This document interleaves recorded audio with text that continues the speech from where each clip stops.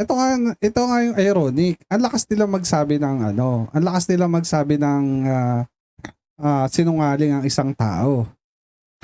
Pero pag sa kanila na ina-apply yung sinungaling, what the fuck?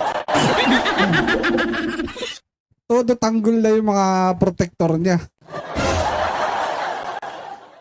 Di ba? Bayaran na naman may nanalo, may naalala ako dyan, may kilala ako, binabayaran kada buwan. Oy, Maria Perez, shout out.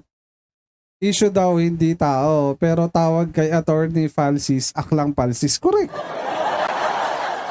Sarili niya, kaya nga, self-contradicting nga. Oh. This certification is being issued for whatever legal purpose and political purpose that it may serve. Okay? Let's learn about that. Okay. Sinampal siya ng ano dito. Sinampal siya ng resibo. Diba? Sinabihan mo ba naman na, nasa parang nasa payroll o parang nasa opisina na yan ni ni Senator Risa Ontiveros o Senator Soto. Eh, sinampal ka ng katotohanan.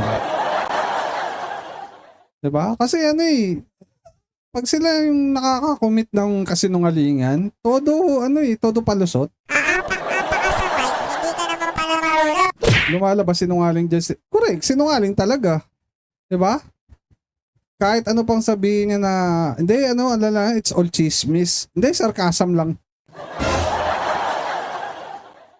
Ano ba yung tumatak sa mga tao? Ano ba yung mga sa viewers mo? 'Di ba? Ano ba yung mga naging impression ng viewers mo diyan? 'Di ba? 'Di ba? Baka baka bayaran nga si baka nasa payroll nga si Palsis. 'Di ba?